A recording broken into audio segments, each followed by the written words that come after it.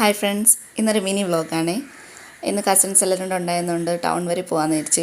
വീട്ടിൽ നിന്ന് ഇറങ്ങിയപ്പോൾ തന്നെ ഒരു KSRTC കിട്ടി. അതിൽ കയറി ഇങ്ങനെ പോവുകയാണ്. റോഡ് പണി നടക്കുന്നതുകൊണ്ട് ഇച്ചിരി ട്രാഫിക് ഉണ്ടായിരുന്നു.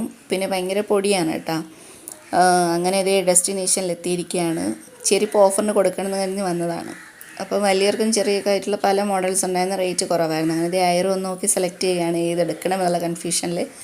അങ്ങനെ ചെരുപ്പൊക്കെ വാങ്ങി പാക്ക് ചെയ്ത് ഇറങ്ങിയപ്പോഴേക്കും ചെറിയൊരു മഴക്കോളുണ്ട്. എന്തായാലും ഒന്ന് ഐസ് ബേയിൽ കയറാമെന്ന് കരുതി ഐസ് ബേയിലോട്ട് കയറി.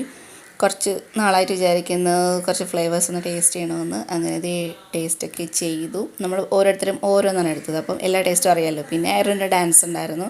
അതിനിടയിൽ കൂടെ മഴയും പെയ്തായിരുന്നു കേട്ടോ. അങ്ങനെ മഴയൊക്കെ തോരുന്നോരെ നമ്മൾ അവിടെ തന്നെ നിന്നു. പിന്നെ ഒരു ചായക്കടയിൽ കയറി ചായയും കടിയൊക്കെ കഴിച്ചിട്ട് ഇറങ്ങിയപ്പോഴേക്കും ബസ്സൊന്നും കിട്ടിയില്ല. ടെമ്പോ ആണ് കിട്ടിയത്. പിന്നെ ടെമ്പോയിൽ കയറിയപ്പോഴേക്കും തന്നെ നല്ല മഴക്കോള്. അല്ലാ, മഴ പെയ്യൂലേ എന്നുള്ള ടെൻഷനായിരുന്നു. മഴ നനയുന്നതൊക്കെ നല്ല രസമാണ്. പക്ഷേ കൊച്ചു മോളുള്ളതുകൊണ്ട് നനയുന്നുള്ള പേടിയായിരുന്നു.